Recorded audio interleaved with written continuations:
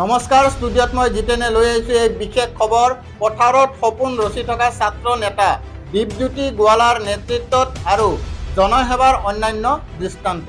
চাওঁ আহক অৰুণোদয় অসমৰ এই প্ৰতিবেদন। পথাৰতে সপোন ৰচি থকা ছাত্ৰ নেতা দীপজ্যোতি গোৱালা নেতৃত্ব খেতি আৰু জনসেৱাৰ অনন্য দৃষ্টান্ত। শাওনৰ প্ৰখৰ ৰ'দত খেতিৰ পথাৰত নাঙল লৈ হাতে কামে ব্যস্ত এক দৃশ্য, আৰু সেই দৃশ্যৰ মাজত এজন উদ্যমী ছাত্ৰ নেতা, নাম দীপজ্যোতি গোৱালা। চাহ জনগোষ্ঠীৰ জাতীয় ছাত্ৰ সংগঠন অসম জনজাতি ছাত্ৰ সন্থা আটছাৰ সক্ৰিয় নেতা গোৱালা ৰাজনীতি আৰু নেতৃত্বৰ লগতে খেতি পথাৰতো সমানে ব্যস্ত। দীপজ্যোতি গোৱালাই শৈশৱ কালৰ পৰাই পিতৃৰ সৈতে পথাৰত খেতি কৰি আহিছে।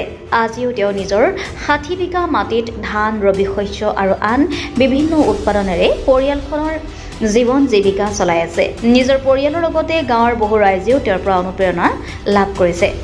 এই যুৱ নেতাগৰাকীয়ে চাহ জনগোষ্ঠীৰ অধিকাৰ, ছাত্ৰ ছাত্ৰীসকলৰ শিক্ষাৰ সুযোগ, শ্ৰমিকসকলৰ সমস্যা আদিৰ দাবীত সদায় আন্দোলনত আগভাগত থকা দেখা যায়। বহু অনুষ্ঠান, প্ৰতিষ্ঠান, প্ৰতিবাদ কাৰ্যসূচীৰ নেতৃত্ব দিয়া দীপজ্যোতিয়ে নিজৰ ব্যস্ত ৰাজনৈতিক জীৱনৰ মাজতো কৃষি কৰ্মক আঁকোৱালি ধৰিছে। তেওঁ কয় যে খেতি মোৰ পৰিচয় আৰু জনসেৱা মোৰ দায়িত্ব। তেওঁ কয় যে খেতি মোৰ পৰিচয় আৰু জনসেৱা মোৰ দায়িত্ব, দুয়ো একেলগে আগবঢ়াব পাৰিলেই তেওঁ কয় যে খেতি হ'ল মোৰ পৰিচয় আৰু জনসেৱা মোৰ দায়িত্ব, দুয়ো একেলগে আগবঢ়াব পাৰিলেই সমাজৰ উন্নতি সম্ভৱ। আনহাতে তেওঁ চৰকাৰ আৰু কৃষি বিভাগৰ তীব্ৰ সমালোচনা কৰে। তেওঁৰ অভিযোগ, চাহ জনগোষ্ঠীৰ খেতিয়কৰ বাবে কোনো আঁচনি দিয়া নহয় তেওঁলোকক। মই নিজে কৃষি বিভাগত এটা স্প্ৰে মেচিনৰ বাবে আবেদন দিছিলোঁ আৰু এতিয়ালৈকে কৃষি বিভাগৰ ফালৰ পৰা কোনো সহায় পোৱা নাই। পথাৰ আমাৰ, বজাৰ আমাৰ বুলি শ্লোগান দি চৰকাৰে কেৱল দায়িত্বই সামৰিছে। লগতে কয়, নেতা হৈ মাথো মঞ্চত বহি মাত মাতিব খোজা নাই। ৰাইজৰ মাজৰ মানুহ, খেতি কৰা মানুহ। মোৰ সমাজৰ সন্তানসকলৰ শিক্ষাৰ বাবে মোৰ সাধ্যমতে সহায় কৰি যাওঁ। বহু দুখীয়া ছাত্ৰ ছাত্ৰীক মোৰ গাঁঠিৰ টকাৰে সহায় কৰিছোঁ। ডিমৌৰ মাছৈ অঞ্চলত দীপজ্যোতি গোৱালা আজি নতুন প্ৰজন্মৰ বাবে এক অনুকৰণীয় নাম। খেতি, নেতৃত্ব, জনসেৱা তিনিও দিশতে তেওঁৰ নিস্বাৰ্থ অৱদান সমগ্ৰ অঞ্চলতে প্ৰশংসাৰ পাত্ৰ।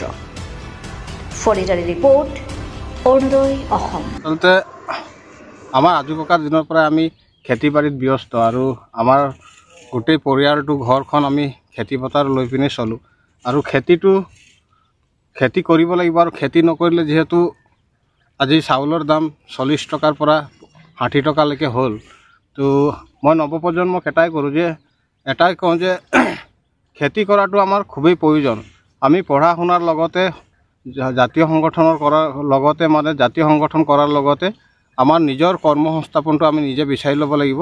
আৰু মই অসম স্বাধীন ছাত্ৰ সন্থাত প্ৰায় আজি 20-25 বছৰ দিনেই মই জড়িত। যিহেতু মই খৰাহাট 2 নং মাছৈ প্ৰাথমিক গোটৰ পৰা মই ওলাই গৈছিলোঁ, আৰু ওলাই গৈ আজি মই খংগীয়া উপশাখাৰ পৰা মই ডিমৌ শাখাৰ কাৰ্যনিৰ্বাহক সদস্য হিচাপে মই কাম কৰি গৈ আছোঁ। আৰু যিহেতু মই এটাই ক'ব বিচাৰোঁ, যিহেতু আজিকালি প্ৰায় নেতা দেখোঁ বা সমালোচনা হয় যে নেতাসকল মানে বিভিন্ন জেগাৰ পৰা দাবী ধমকি বা অন্যান্য ক্ষেত্ৰৰ পৰা মানে ধন সংগ্ৰহ কৰি ভাল গাড়ী, বিলাহী গাড়ী জীৱন যাপন কৰে।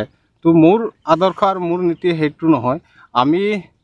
মই সদায় এটা কথাই চিন্তা কৰোঁ যে নিজৰ কৰ্মসংস্থাপন কৰি মই আজি 20-25 বছৰে আজি নিজৰ খেতি বাৰী আৰু ধান খেতিয়ে নহয়, মই চব্জি খেতিৰ পৰা আদি কৰি মীন পালনৰ পৰা আদি কৰি মই নিজৰ কৰ্মসংস্থাপন কৰি আজি মই সংগঠনটো 20-25 বছৰ কৰি আছোঁ।